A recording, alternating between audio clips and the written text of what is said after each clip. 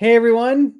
Hello, hello, Tina. How's it going? I'm fantastic. I'm glad to be here. I know, me too. I'm really excited about this one because you and I have been talking about math anxiety for Mhm. quite a while, and we've been trying to address it in the when we worked together in co-teaching. We were really trying to address math anxiety, and so today we have a new idea that we're really excited about sharing from a paper that we read. Yeah, and it's different from the other ones that we've done, right? And Hmm. so, Mark, again, thank you so much to everyone who's joining us because we're really trying to translate research papers to really pull out things that people can use in their classrooms, Yeah. right? Because we've got all these things going on. You and I can read these papers because they're kind of like in a foreign language to most people, right? That Yeah. haven't been Yeah. training or educating themselves for years to make sense of these papers. And so, thank you for subscribing, sharing. Please continue to do so so that we can reach even more people. Yep. So here's the paper that we're looking at today, Mark. Here's the paper. And Tina, when we started to address math anxiety in classrooms, what were the strategies we used to look at with the teachers? Well, they were great strategies, and I don't want to discount them, and they were Oh, amazing. good. And we've done some really cool work around them, like affirmations, meditation, Yeah. deep breathing, right? But a lot of them, in what they had in common was that it was like more of a calming sort of thing.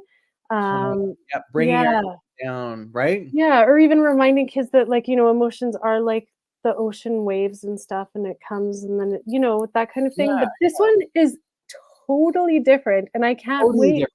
I can't wait for us to, like, actually interpret it for math ed because this is not a math ed paper. Nope. It's outside of math ed, but I think this is gonna be really, really huge for math ed in terms of math anxiety. Right. So, Mark, let's just tell them what this paper is about then. Yeah. Yeah. So, okay. So let me see if I can get this right because I read it and we read it and we talked about it. But it's basically the idea that the feelings of anxiety are more closely related to the feelings of excitement. Yeah, yeah. So it talks about it in terms of arousal, right? So Right. basically, like in heart rates and stuff. So calm is actually quite different if you think Mhm. about it. Like if you think about anxiety and excitement, they have the same sort of arousal or the same arousal Right. level, right? Except one's positive and one's negative, right? Right. So they say it's Yep. actually easier to get from here to anxiety or to excitement than it Excitement. is to say if calm is over here because it's a different arousal state, right? This is Right. high arousal and the other one is not really. Um, so that's Yeah. what they're saying is that you just have to shift from it's easy to shift from anxiety to excitement.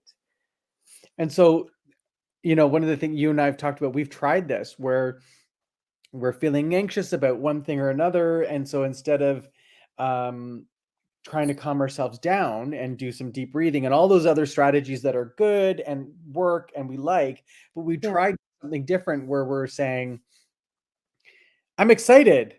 Well, yeah, it's quite remarkable the results of this, right? So basically what this researcher did was in terms of like the math, she actually had people take math tests, right?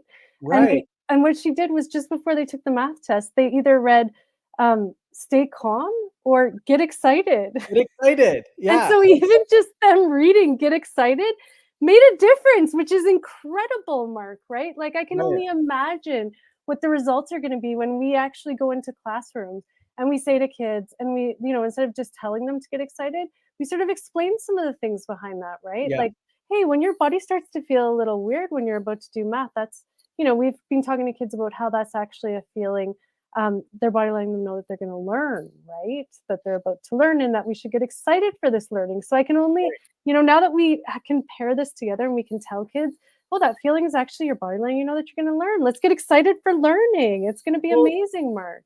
and I like it as another option, right? Because some kids like the whole self-talk, I'm feeling anxious. And we've talked a lot about this, Tina, where you might say, I can do this, or you might stop and take some deep breaths, or you might, have some affirmations, like you said earlier.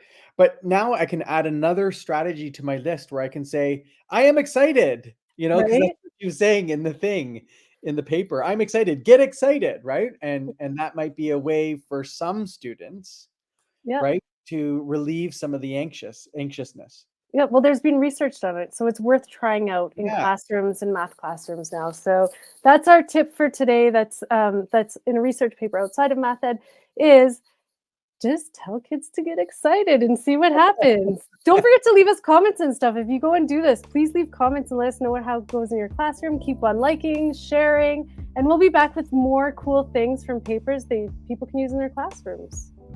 Bye-bye, everyone.